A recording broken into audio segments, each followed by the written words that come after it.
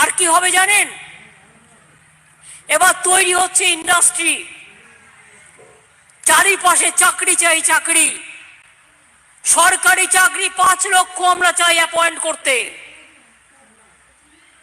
কিন্তু সিপিএম আর বিজেপি নেতাদের বলুন, দয়া করে বেকার যুবক যুবতীদের ভবিষ্যৎ নষ্ট না করবার জন্য এই চাকরিগুলোকে আটকাবেন না।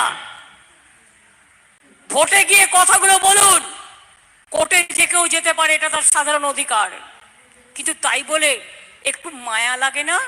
এত টিচার নেওয়া হবে, পোস্ট খালি আছে, আপনাদের জন্য নিতে পারছি না। মানে এই বিজেপি সিপিএম আর কংগ্রেসের নেতাগুলোর জন্য, কয়েকটা ফুরফুরের জন্য। প্রজাপতি ফুরফুরে উড়ে উড়ে বেড়াচ্ছে, চাকরি পেলে তাদের লোকসান।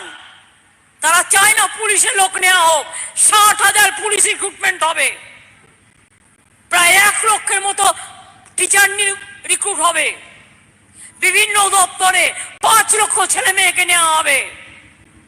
যেই আমরা রেডি করছি, টুক করে একটা কেস ঢুকে দিচ্ছে, আর দিয়ে হাসতে হাসতে বলছে, দেখলে তো চাকরিটা করতে দেবো না, যেন জমিদারি পেয়ে গেছে। বলি, সাহস থাকলে ভোটে লড়ুন, একটু গণতন্ত্রের রাজনীতি রাস্তায় করুন। সবটা গিয়ে দুর্নীতি করবার চেষ্টা করবেন না, এটা একটা বড় দুর্নীতি। যারা মানুষের কাজ আটকায়, এটা বড় দুর্নীতি। যান রেলে গিয়ে খোঁজ নিন, কত দুর্নীতি করেছেন খুঁজে বের করুন।